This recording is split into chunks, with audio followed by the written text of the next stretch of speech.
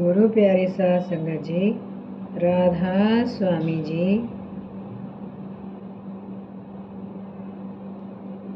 हजूर जी के परिवार के सदस्य हजूर महाराज चरण सिंह जी के पिता सरदार हरबंस सिंह जी हजूर महाराज चरण सिंह जी के सबसे छोटे सुपुत्र थे। आप हमेशा अपने सतगुरु और पिता के हुक्म में रहे। संसार का सब काम अपने सतगुरु का कार्य समझकर करते रहे। स्वभाव से आप शांत, गंभीर और हृदय के बड़े कोमल थे। जब हजूर बड़े महाराज जी ने सिरसा में ज़मीनें खरीदी तो आपने वहाँ का कार्य संभाला। तब ये ज़मीनें बिल्कुल उजाड़ और उबड़ खाबड़ थी। आपने दिन रात मेहनत करके उन्हें ठीक किया और उपजाऊ बनाया। अपनी सेहत की चिंता ना करके आप सुबह 2 बजे से उठकर कार्य करवाते और कई बार खुद घंटों ट्रैक्टर चलाते। जब हजूर बड़े महाराज जी ने अपनी संतान में ज़मीन का बंटवारा किया तो सबको बुलाकर उनकी राय जाननी चाहिए। सरदार हरबंस सिंह जी ने अर्ज की, जी ये मेरे बड़े भाई साहब हैं, जो ज़मीन इन्हें पसंद हो वह दे दें। आपने बंजर पड़ी ज़मीन को स्वीकार करके फिर बड़ी हिम्मत और मेहनत से उसे उपजाऊ बना लिया। कुछ शुभ चिंतकों ने सुझाव दिया कि उन्हें वह ज़मीन ले लेनी चाहिए थी जिसे उन्होंने मेहनत करके उपजाऊ बनाया है। सरदार हरबंस सिंह जी ने उनको जवाब में लिखा, मुझे केवल हजूर महाराज जी की प्रसन्नता और आशीर्वाद चाहिए।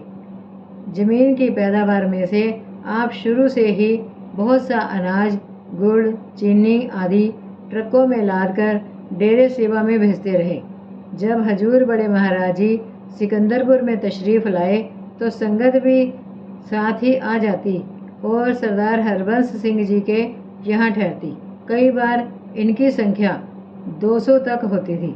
सरदार हरबंस सिंह जी और उनकी धर्मपत्नी माता श्याम कौर महाराज चरण सिंह जी की माता जी बड़े प्रेम से उनका स्वागत और सत्कार करते।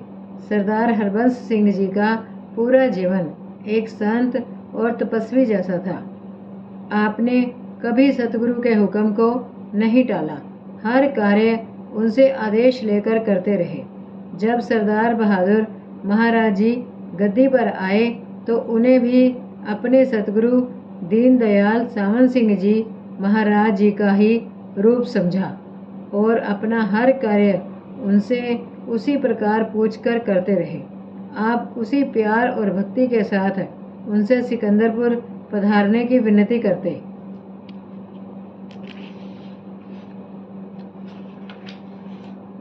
और उन्हें अपना सतगुरु तथा अपने परिवार का मुखिया मानकर उनकी सेवा करते।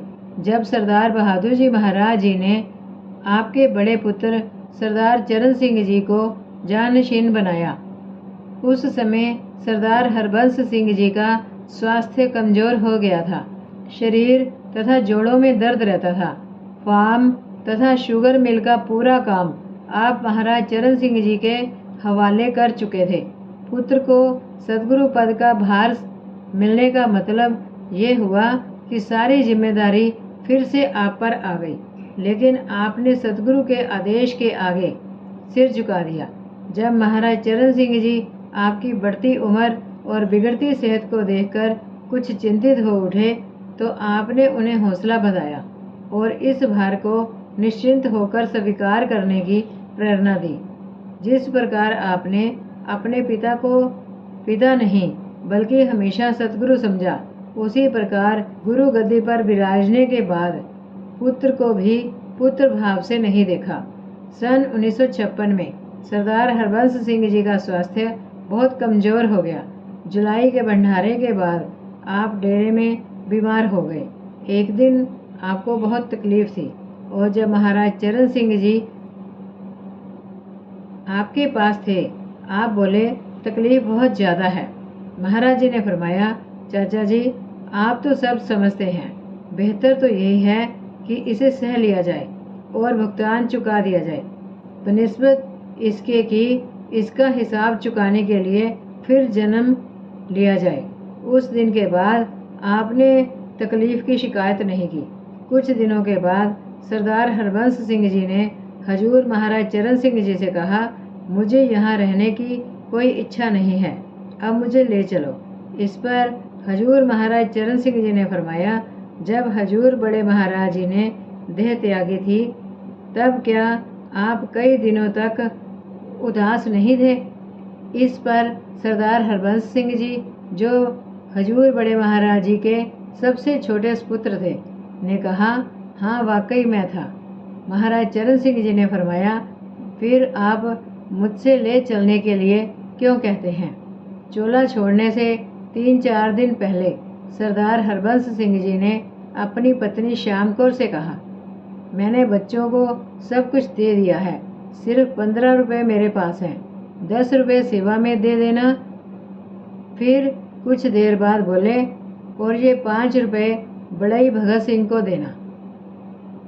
ये सब समझ से परे था कि उन्होंने 5 रुपये बड़ई भगत सिंह को देने को क्यों कहा, जो डेरे में रहता था। सरदार हरबंस सिंह जी के चोला छोड़ने के बाद जब बड़ई भगत सिंह को अर्थी तैयार करने के लिए बुलाया गया, तब परिवार वालों की समझ में आया कि यह रकम बड़ई को बतौर पेशगी सरदार हरबंस सिंह जी ने उसकी अंतिम सेवा के लिए दी थी। 8 अगस्त 1956 के दिन आप हजूर महाराज चरण सिंह जी से बोले, मुझे हजूर बड़े महाराज जी से पासपोर्ट तो मिल गया है, अब आपसे वीज़ा चाहिए। ये सुनकर महाराज जी कुछ क्षण मौन रहे, फिर बोले, अगर हजूर महाराज जी ने इजाज़त दे दी है तो मैं कैसे रोक सकता हूँ।